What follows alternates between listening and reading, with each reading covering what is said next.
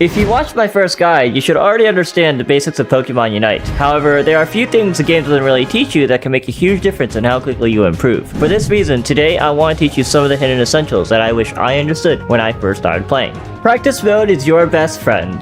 Let's start with practice mode. For the longest time, I thought I learned best by just playing matches. I figured the more I played, the better I'd naturally become. Once I really started using practice mode though, that's when I began improving much faster. Instead of trying to improve everything at once, practice mode lets you focus on one skill at a time. Here are just a few things you can practice. Combos. Turn off your cooldowns and repeat your combos until they become second nature. This is especially useful for eject button combos. Last hitting. Practice securing wild Pokemon so you can learn exactly how much damage your moves deal and when you can steal experience or objectives from your opponents. Specific matchups. Test interactions against different Pokemon. For example, use Pikachu's Volt Tackle or Umbreon's Meloke to practice the timing of your full heal. These are the kinds of situations that are hard to practice consistently in real matches, but practice mode lets you repeat them as many times as you need until they become automatic. Understanding your power spikes. The next thing I want you to understand is power spikes. As you gain experience and level up, your Pokemon gets stronger. You might evolve, unlock a new move, or reach an important level that gives you a significant advantage. These moments are called power spikes. Understanding them can completely change how you play a game. If you know that your Pokemon becomes much stronger after unlocking a move, you should be thinking about how to reach that level as quickly as possible. Once you get there, that's when you want to start looking for opportunities to use that advantage. Maybe you can win a fight that you couldn't have won before. Maybe you can defend or control an area better.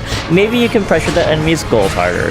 The important thing is recognizing when your Pokemon is strong and making something happen with that strength. However, this works both ways. You also need to understand when the enemy team is reaching their power spikes. If an opposing Pokemon just evolved or unlocked a powerful move, that might not be the best time to force a fight.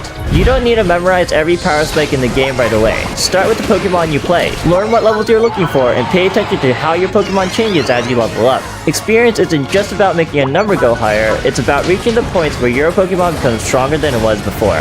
Learn those moments and you'll have a much better idea of when you should be pushing your advantage and when you should be more careful. Use your map and camera. Another habit that will make you a much better player is learning to gather information. Most of you players limit themselves by only paying attention to what's directly on their screen. If you start using your map and camera, you'll notice that there's so much more happening around the map. Your enemy map tells you where Pokemon are, while panning your camera lets you see what's actually happening before you commit to a play. For example, you might notice that the enemy team is grouped together, or that one of the Pokemon is separated from the rest.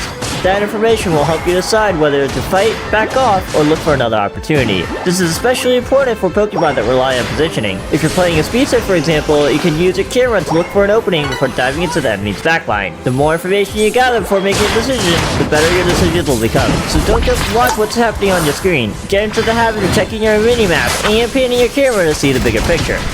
Prepare for the final 2 minutes. Since we already covered why the final 2 minutes are important in the last guide, this time I want to focus on how you should prepare for it. The biggest mistake you can make is waiting until the final objective actually appears before you start thinking about it. You should already be preparing before the 2-minute mark even begins. If you're close to an important level, try to reach it beforehand. If your Unite move is almost ready, look for opportunities to recharge it. If you're playing a Pokemon that needs a certain item or move to be effective, make sure they're ready before the fight starts. Put simply, be ready by strategizing how and why you're going to make the plays you want to make. This is also where everything you've learned about the map becomes incredibly important. Pay attention to where the enemy team is. Use your camera to check what's happening around the objective. Be aware of which bushes the enemies could be hiding in. Knowing where the enemy is before the fight starts can be just as important as the fight itself. You don't want to blindly walk into an area and suddenly get ambushed. At the same time, you don't want to give away your own position unnecessarily. By staying aware of what's happening around you, you can make decisions that feel more in your control rather than something that's forced out of impulse. The final objective can be chaotic, and you won't always have the advantage. Sometimes you'll be ahead,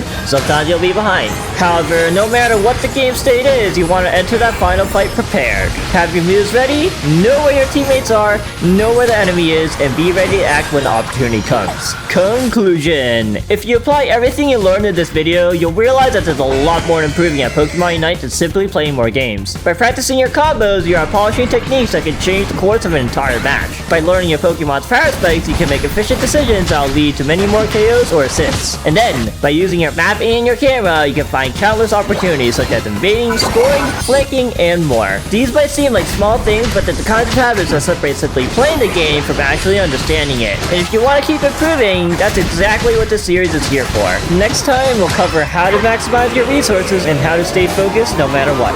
Thank you for watching, and I'll see you in the next guide. Bye!